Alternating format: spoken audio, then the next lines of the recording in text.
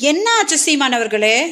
ஒரு காலத்தில் உங்களை சங்கி அப்படின்னு சொன்னால் எவன்டா சங்கி அப்படின்னு காலில் இருக்கிற செருப்பை கழட்டி மேடையிலே காட்டினீங்களே, இன்னைக்கு என்ன அதே மேடையில் நீங்கள் அண்ணாமலை அவர்களை புகழ, அண்ணாமலை அவர்கள் உங்களை புகழ, எங்கள் மம்மி பாட, எங்கள் டேடி பாடன்ற மாதிரி பயங்கர பர்ஃபார்மன்ஸாக இருந்துச்சு.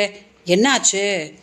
இந்த கேஸில் எப்படி தப்பிக்கிறது அப்படின்னு தெரியலையோ? 2011 அம்மா ஜெயலலிதா காலில் விழுந்து இல்லை மலர்ந்தால் ஈழ மலரும் அப்படின்னு ஒரு ட்ராமா போட்டுட்டு தப்பிச்சிட்டிங்க. இப்போ என்ன பண்ணுறது அப்படின்னு தெரியலையோ? அதுக்கு தான் இந்த புது நாடகமா?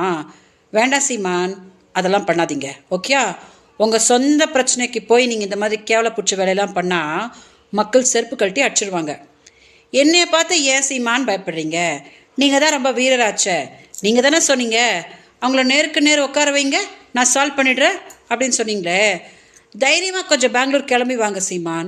என்கிட்டேருந்து ஓடி ஓடி ஓடி ஓடி எத்தனை நாள் ஓட போகிறீங்க? யார் சீமான் உங்களை காப்பாற்ற போகிறாங்க? பெங்களூருக்கு உங்கள் பொண்டாட்டி, உங்கள் கட்சி, உங்கள் வழக்கறிஞர் அப்படின்னு ஊரில் யாரெல்லாம் இருக்காங்களோ எல்லாரையும் கூட்டிகிட்டு வாங்க.